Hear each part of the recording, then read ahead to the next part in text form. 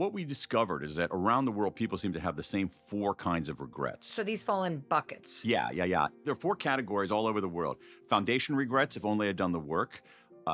Boldness regrets, if only I'd taken the chance. Moral regrets, if only I'd done the right thing. And connection regrets, if only I'd reached out. The most common regret was a regret of connection.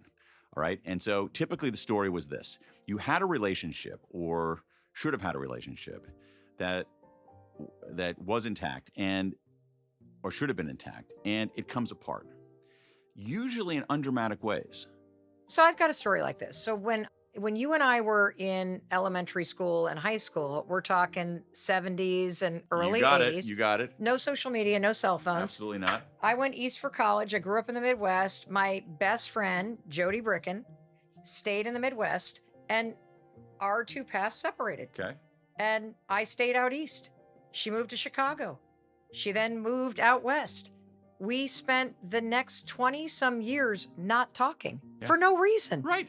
For no reason. And then we ended up bumping into each other one summer in, I think, my mid-40s. Mm-hmm.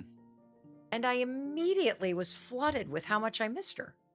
And we started making these dates, Dan, that whenever we would both travel for work, we would try to line up our calendars, and then we'd stay in a hotel room together, and she'd be at her business conference, I'd be at mine. It's one of the greatest joys of my life. It just took a second, Dan.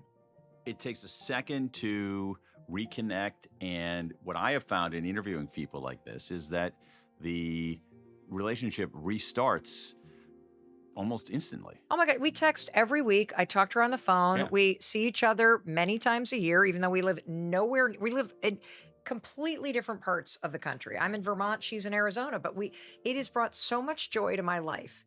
If there's somebody on your mind that you're thinking about as I tell you the story of Jody, call them, text them, send them this episode and say, you just listened to this episode with Mel and Dan, and you were the first person that popped into my mind, and I just had to reach out to you. I miss you. I just was thinking about you. It's a life lesson. When in doubt, reach out. When in doubt, reach out.